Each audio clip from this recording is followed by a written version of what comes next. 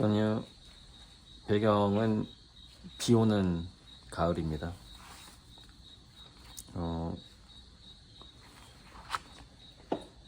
인간 자유의 본질에 관한 철학적 탐구. 프리드리 셸링, 김혜숙 옮김. 이걸 절반 정도 봤는데요. 그러니까 100년 전에, 셸링 100년 전에 뉴턴이 있었고, 데카르트도 있었고, 라이프치히도 있었고, 그래서 원자론이니 중력이니 하는 어느 정도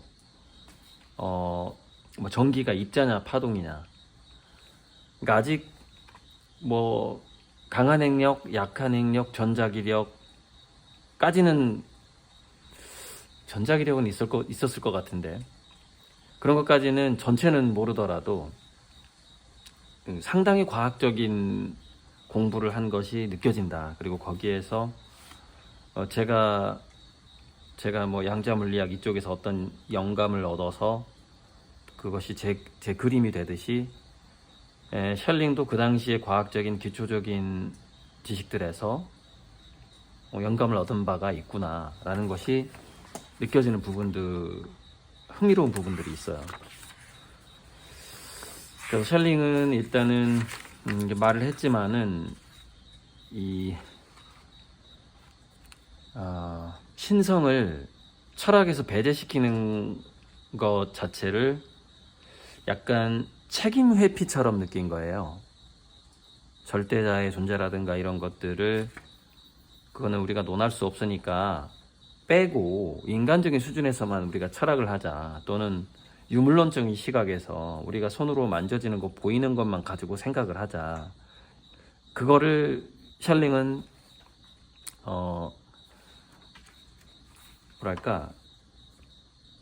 그렇게 하지 않은 거죠. 타협하지 않은 거예요.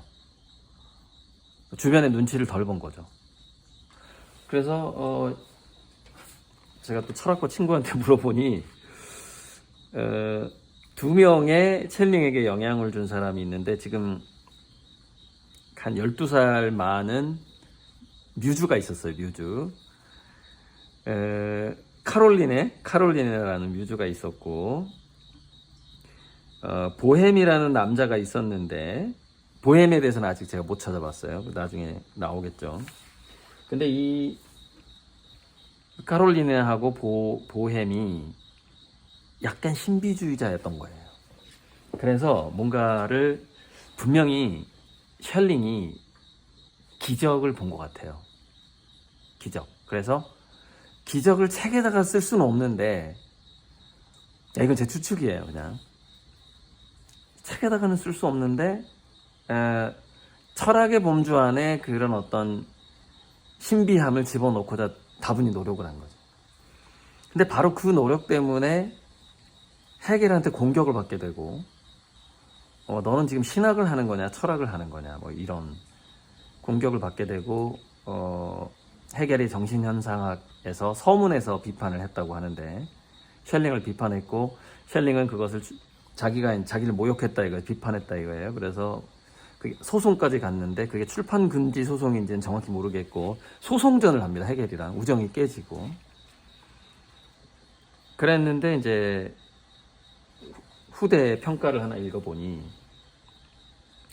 헤겔이 셜링의 사상을 거의 이렇게 표절했다는 겁니다. 표절하고, 표절까지 한 데다가 비판을 한 거죠. 그러니까 핵심을 빼가고 악마화 시킨 거죠. 그러니까 굉장히 이게 또 아무튼 그런 추청이 충분히 될 만한, 그런 어떤 추측이 충분히 될 만한 배경 스토리가 막 나와요. 이렇게 찾아보면은 여기저기 이제 그렇게 추측이 되고, 그래서 아무튼 핵심만. 그래서 스피노자 같은 경우에는 자연이고 신이다라고 했는데, 역시 좀 살짝 피해갔다. 그 어떤 신비한 영역을 철학의 범주에 넣는 거를 피해간 거죠. 그러니까 그거는 이 스피노자나 뭐 헤겔이나 이런 칸트가 기적을 체험하지 못했기 때문에 그랬을 수도 있고, 아니면은 주변의 눈치를 봤기 때문에 그랬을 수도 있고, 아니면 정말 그것이 자기 철학적 신념 때문에 그랬을 수도 있는 건데, 어쨌건 셜링은 하느님이라는 존재, 그 당시에 더 가시라는 존재를 철학 안에 집어넣고자 노력을 많이 했고, 그것 때문에 이제 아주 비난을 받게 된 거죠. 그러니까 마치 아인슈타인이 닐스 보어 코펜하겐 학파를 비난했던 거랑 비슷해요. 그러면서 막 아인슈타인이 EPR 논문이라고 해가지고 말도 안 된다, 어떻게 가능성의 영역에 있다가 입자가 되냐면 그거를 비판하는 그런 자기 세력을 만들어 가지고 코펜하겐 학파를 비판을 하잖아요. 그러니까 양자역학의 역사에서 귀신 같은 현상을, 그 양자 얽힘에 대해서 귀신 같은 현상이라고 그랬단 말이에요, 아인슈타인이. 그런 비판의 역사가 있었듯이 200년 전에도 있었던 거예요. 200년 전에 셜링과 헤겔과 그 헤겔 학파가 있었고, 그런데 헤겔 학파가, 셜링은 학파를 형성하지 않았다 그러거든요. 그러니까 막 셜링 편을 드는 추종 세력이 없었던 거죠. 그러니까 그만큼 독립적 사상가였다고 봐야죠. 그런 거 세력 만드는 거 좋아하지도 않고. 그랬는데 그러다 보니 좀 그런 거 있잖아요. 안티 세력들이 생기잖아요. 너무 마치 한국 미업의 그 안티 세력처럼 이 지하트가 출발을 했듯이 그 당시에도 헤겔 학파가 있는데 거기에 대한 안티들이 있었던 거예요. 안티들이. 그래서 그 안티들은 세력화하지는 않았지만 셜링을 좋아했고, 그 이후에 이제 셜링에게 영향을 받은 철학자들이 쭉 나옵니다. 지금 나중에 그 말씀드릴게요. 오늘은 그 부분에 대해서 좀 말하고 싶은데, 셜링의 언어에서 통일장 이론이라든지 중력과 빛의 관계라든지, 아니면은 양자역학에서 결맞음과 결어긋남이라든지 그런 것들을 왠지 아는 듯한 그런 문장들이 나와요. 이게 너무 신기한 거예요, 저는. 그래서 그거에 좀 오늘은 집중을 하고 싶은데, 그리고 또 하나는 이제 그 뒤로 갈수록, 중간 부분에 갈수록 닐 도널드 월시가 신과 나눈 이야기에서 했던 이야기들, 그 다음에 그 동화책에다가 작은 영혼과 해라는 동화책에서 했던 이야기, 그 다음에 스웨덴 보리가 유체이타를 통해서 천국과 지옥, 뭐 하늘나라 사람들 이야기 뭐 해가지고 천사들하고 나눈 대화 같은 게 있는데, 셜링의 그 정말 이성적으로 분석한 문장이 닐 도널드 월시와 스웨덴 보리가 쓴 책들의 내용에 핵심적인 걸 다 가지고 있는 거예요. 그래서 정말 이거는 양자 철학의 원조라고 부를만 하구나. 점점점 제가 책을 읽을수록 더 들여다볼수록 이건 정말 셜링 학파를 만들만 하다, 양자 철학 학파를 만들만 하다, 그런 생각이 듭니다. 그래서 이제 닐 도널드 월시에서 닐 도널드 월시의 이제 그 작은 영혼과 해하고 그 스웨덴 보리의 천국과 지옥에서 천사와 나눈 이야기가 어떤 얘기냐면은, 도대체 왜 신은 악을 허락하느냐 이거예요. 악을 허락하느냐. 그래서 작은 영혼과 해에서는 이렇게 얘기해요. 너가 경험하고 싶은 게 뭐야? 그랬더니 그 작은 불꽃이, 나는 용서를 경험하고 싶어. 그럼 누가 너한테 나쁜 짓을 해야만 네가 용서를 할 수 있는 거잖아. 근데 이 세상에 다 천사밖에 없어. 누가 너한테 나쁜 짓을 하겠어. 그러니까 이제 그 동화책에서는 이제 소녀로, 작은 그 소년의 절친 소녀로 나와요. 소녀가 내가 너한테 나쁜 짓을 해줄게. 너가 지금 용서를 경험하고 싶다는 것을 잊지 말고 그때 나를 용서해줘. 라고 해가지고 이제 지구로 태어난단 말이죠. 이제 자, 그런 거 하고 또 하나 스웨덴보리 천국과 지옥에서는 스웨덴보리가 이렇게 물어봐요. 스웨덴보르고 스웨덴보리 같은 거예요. 같은 걸 약간 다 영국식으로 하느냐, 뭐 유럽식으로 하느냐, 미국식으로 하느냐 발음에 따라서 본토 그 국가의 발음으로 하느냐, 미국식으로 하느냐, 영어식으로 하느냐에 따라서 스웨덴보리, 스웨덴보르그 뭐 이렇게 하는 거예요. 자, 거기서 뭐라 그러냐? 스웨덴보리가 천사한테 물어봐요. 영계에 가보니까 막 지옥이 있어. 사람들 고통받고 있고 막 자기들끼리 도둑질하는 지옥도 있고, 지옥 중에 너무 재밌는 지옥이 예수님을 믿지 않으면 니네들 지옥 갈 거야 라고 하는 목사님이 있는데 그 목사님이 지옥에 가 있는 거야. 그러니까 그 진짜 재밌는 부분이었는데 그 부분이. 그러니까 뭐냐면 우리가 어떤 진리를 전하든 기본적으로 존중과 사랑이 있어야 돼. 그 바탕에. 그게 천국인 거죠. 어떤 걸 전할 때 그 존중이 없이 전한다라는 것은 그거 자체가 지옥인 거예요. 그 상대방의 영혼에 대한 나마스테 정신이 있어야 되고, 나마스테. 내가 당신 안에 있는 신을 존중합니다. 나마스테 정신이 있어야만이 천국인 거죠. 자, 어쨌건 스웨덴보리 천사한테 왜 이렇게 저런 험한 지옥들이 있습니까? 그랬더니 천사가 이렇게 얘기합니다. 그것은 인간들에게 자유의지를 보장해야 하기 때문입니다. 이렇게 얘기를 해요. 무슨 얘기냐면은 우리가 자기 자신을 내가 광명으로 향할 거냐 아니면 어둠으로 향할 거냐라는 두 가지 선택지가 있어야만이 그 안에서 인간은 자기가 자유롭게 선택한다고 느낀다는 거예요. 그래서 어느 방향으로 갈지를 열어놔야 하기 때문에 그 지옥이라는 것이 신이 설정할 수밖에 없다. 아무튼 그런 식으로 얘기를 하는 거예요. 그래서 거기에 대한 이야기가 이제 여기 샬링은 이제 그걸 좀 이성적으로 이렇게 얘기하는 거예요. 한번 읽어볼게요. 모든 긍정적인 것은 신으로부터 나온다는 명제는 주장되어야 한다. 만일 악 안에도 어떤 긍정적인 것이 있다고 간주된다면 그 긍정적인 것 또한 신으로부터 나올 것이다. 이에 대해 악에 있는 긍정적인 것은 그것이 긍정적인 것인 한 선일 것이라고 하는 의견이 제시될 수 있다. 그러나 악이라고 설명되지 않았다고 해서 악이 사라지는 것은 아니다. 왜냐하면 악 속에 존재하는 것이 선이라면 선하게 존재하는 것을 자기 안에 담고 있는 악은 어디에서 나오는가? 즉 악을 만들어내는 토대는 무엇인가? 하는 질문이 생겨나기 때문이다. 이거하고 그 스토리랑 연결이 되거든요. 또 이제 또 다른 문장이 있으니까.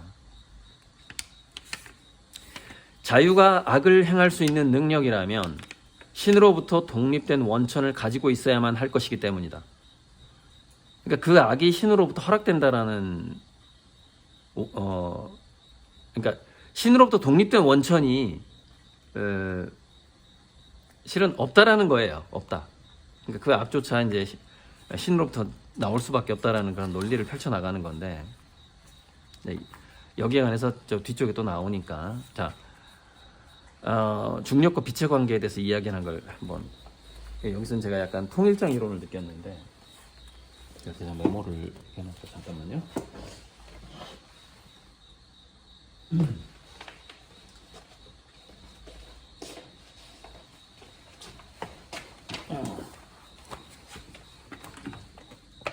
귀뚜라미 소리 들으시면서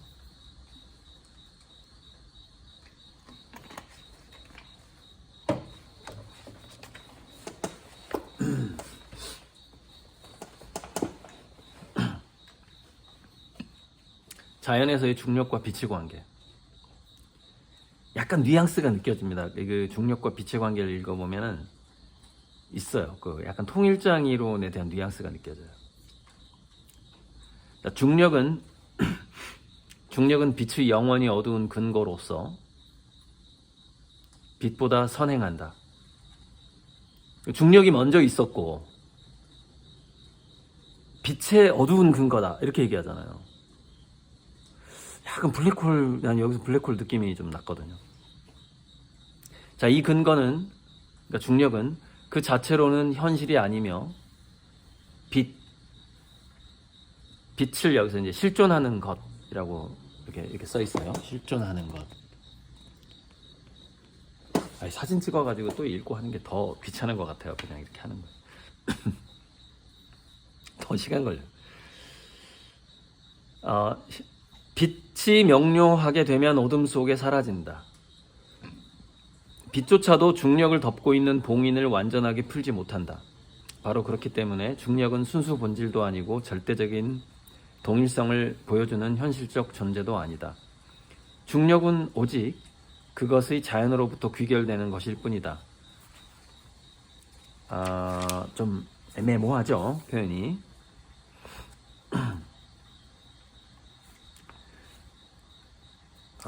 잠깐만요. 중력과는 상대적으로 실존하는 것으로 드러나는 것도 그 자체로 보면 다시금 근거의 일부이고, 따라서 자연이란 일반적으로 절대적 동일성의 절대적 존재 너머에 있는 모든 것이기 때문이다. 그러니까 이 문장을 다시 한번 보자면, 자연이 절대적 동일성의 절대적 존재 너머에 있는 모든 것이다. 여기서요,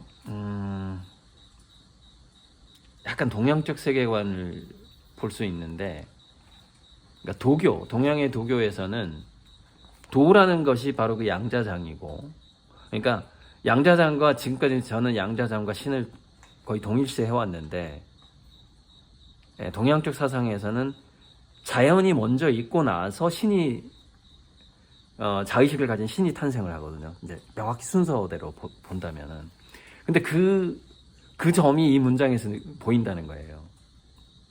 그래서 절대적 존재 넘어 있는 모든 것이 자연이다, 이렇게 얘기한단 말이에요. 그러니까 이건 도교적인 세계관이 또 있어요.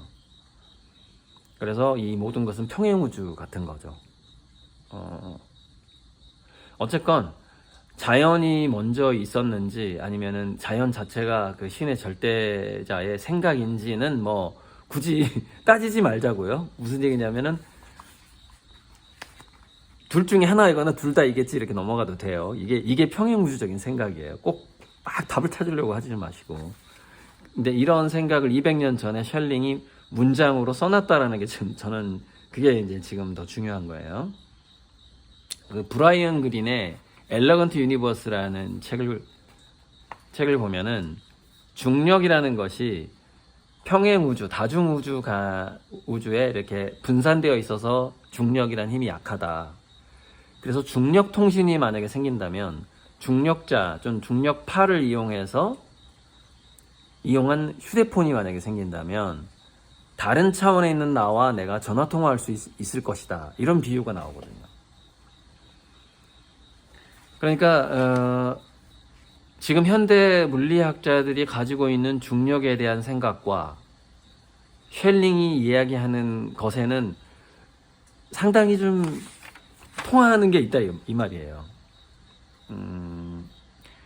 중력은 빛의 영원히 어두운 근거로서, 그러니까 상당히 좀 더 근본적인 것으로 보는 거예요, 중력을. 그래서 최근에 가장 최신 이론인 루프 양자 중력 이론이라는 게 있잖아요. 중력이 좀 더 근원적인 거죠, 빛보다는. 그러니까 그런 걸 마치 암시하는 듯한 문장들이란 말이죠. 게다가 막 동양의 도교 사상도 있고. 그래서 확실히 좀 이 사람은 일단은 영감은 확실히 얻고 나서 그 다음에 그것을 그 영감을 철학의 범주 안에 집어넣으려고 노력했구나, 그런 느낌이 나는 거죠. 그래서 뭐 이론론적 이원론이 있고 일신론적 다신론이 있는데, 이제 그런 주의자인 거죠. 이론론적 이원론으로 자기 문장을 써가고 있는 거죠.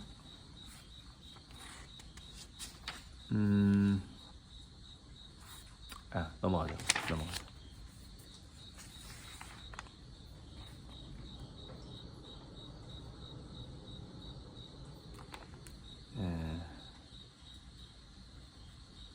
이건 좀 문장이 시적인데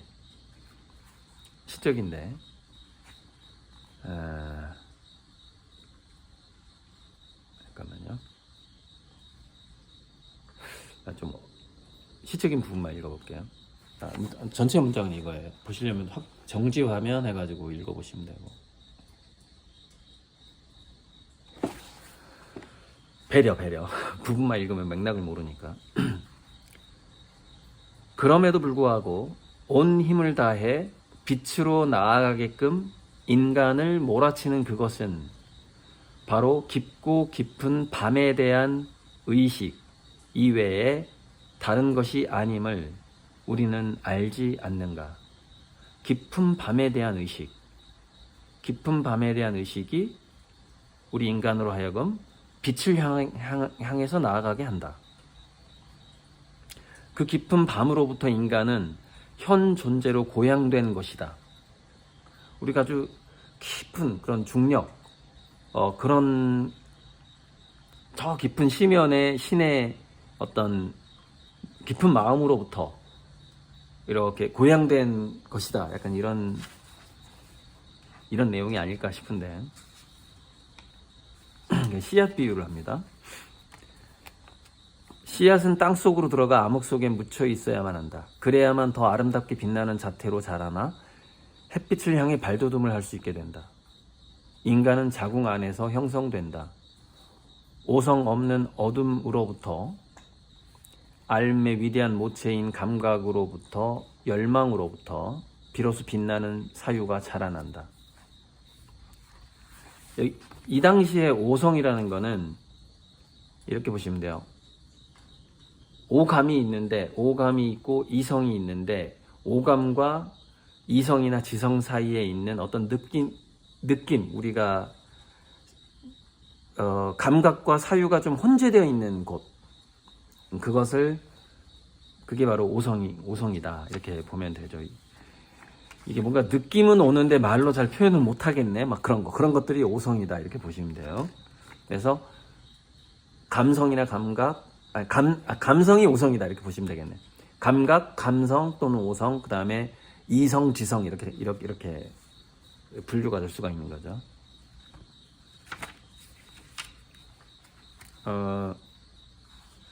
근거 안에 은폐된 채 들어있던 통일성, 씨앗 비유예요. 근거 안에 은폐된 채 들어있던 통일성. 모든 것을 자신 아래에 포괄하고 있던 통일성이 스스로를 고양시킴으로써 무언가를 창조하려는 어두운 열망에 빛이 비치는 것과 같다.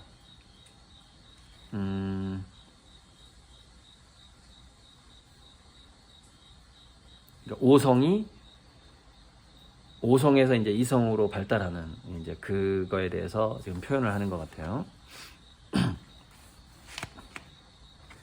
근데 그 다음 문장이 너무 재밌어요. 다음 문장이. 이는 마치 힘들이 전개되고 확장되는 사이에만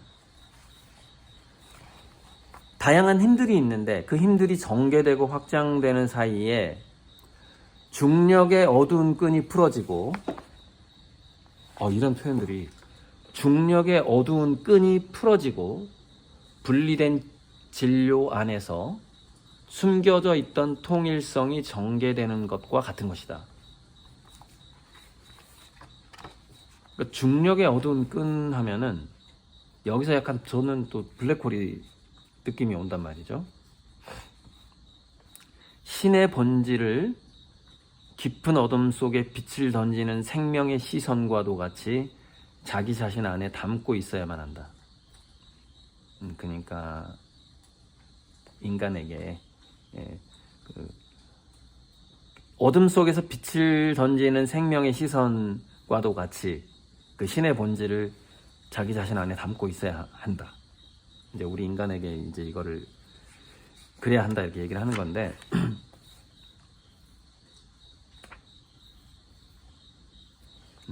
아무튼 이 페이지는 아무튼 이래요. 이 페이지는 또 중요한 문장들이 있는데, 어쨌건 여기 조명이 없어서 좀 어둡게 보이겠구나.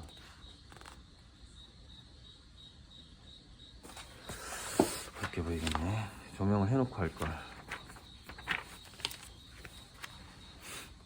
그리고 자꾸 이제 촉군 이론이 생각나게 하는 막 발언들이 나오는데, 자연적 근거의 심연으로부터 힘들의 중심으로 발생하는 살아있는 끈은 영혼이다. 영혼은 그 자체 오성과 독립된 것으로서, 특수한 것으로서 독자적으로 존재하는 본질로서 지속적으로 머무른다.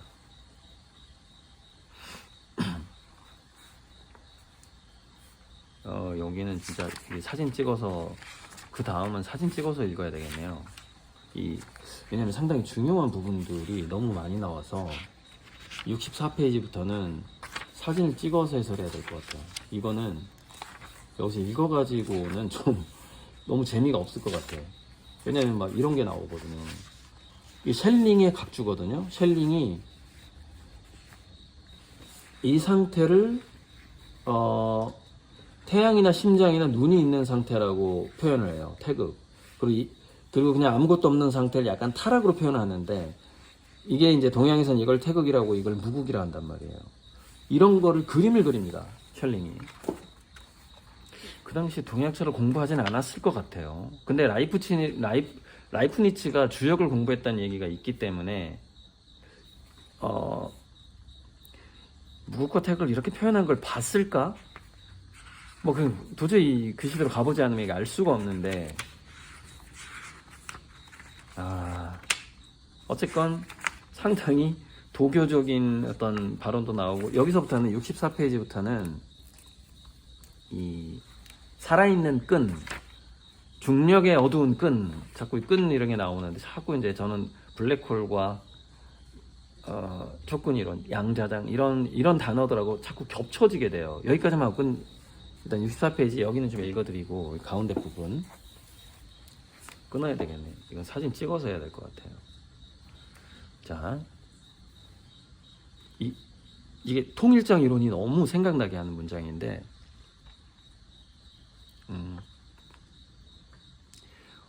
완전하게 탄생하기 위해서는 동경의 저항이 반드시 필요한 것인바. 이 동경, 바램이잖아요, 바램. 제가 얘기했던 카우자 최초의 의도 같은 거. 자, 이 동경의 저항과 함께 힘들을 묶고 있는 가장 내적인 끈은 오직 단계적인 방식으로만 발생하는 전개에서 해체된다는 것. 힘들이 분리되는 단계마다 자연으로부터 새로운 본질이 등장하게 된다는 것. 그럼 이런 문장들이, 우리가 힘의 탄생의 순서가 있거든요. 빅뱅 이후에 이때 무슨 강한 행력이 먼저 나오고, 그 다음에 약한 행력이 나오고, 그런 정확한 순서는 지금 모르겠는데, 그런 것들이 있는데, 그 힘의 탄생을 중력이 먼저 생겼느냐, 그런 힘의 탄생의 순서에 대해서 일단 논술은 논하고 있는 거예요.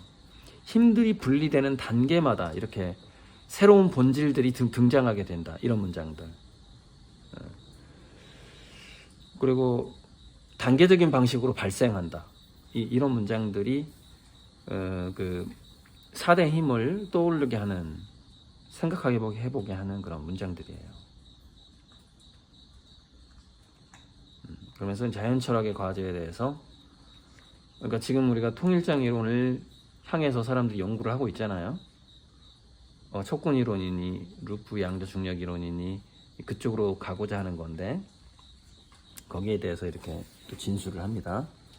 힘들이 최고로 분리되는 곳에서 가장 내적인 중심이 명료하게 드러날 때까지 계속 이어지는 각각의 단계적 과정이 어떻게 자연의 본질에 가까이 다가가는지를 보여주는 것이 온전한 자연철학의 과제이다. 그러니까 자연철학의 과제가 지금 양자역학하고 통일장 이론에 다가가고자 하는 이 물리학자들이 하는 노력들, 그것이 자연철학의 과제다라고 얘기를 하고 있어요. 그 힘들이 단계별로 탄생하고, 다시 모든 힘들이 가장 분리되는 곳에서 그 내적인 중심이 드러난다. 그 힘들이 분리되는 곳에서 이 안에 내적인 중심이 드러난다 이거죠. 지금 이 내적인 중심으로 지금 제한되고 있는 것이 바로 그냥 양자장이란 말이에요. 신의 마음이 보여지는 것처럼 신의 속살이 드러나는 것 같은. 그래서 그렇게 하면서 자연의 본질에 다가가는 것이 자연철학의 과제다 이렇게 얘기하잖아요. 또 보통 사람 아닌 것 같아 이거는. 그러니까 그 이후에는 제가 좀 사진 찍어서 이건 여기서부터 다시 해야 될 것 같고요. 이렇게 읽기만 했는데도 30분 지나가 버렸죠. 자, 써요. 지금 쌀쌀하고 바람 불어요 여기가. 그래서 제가 모자를 쓰고 있다는 건 춥다는 얘기예요. 자, 써요.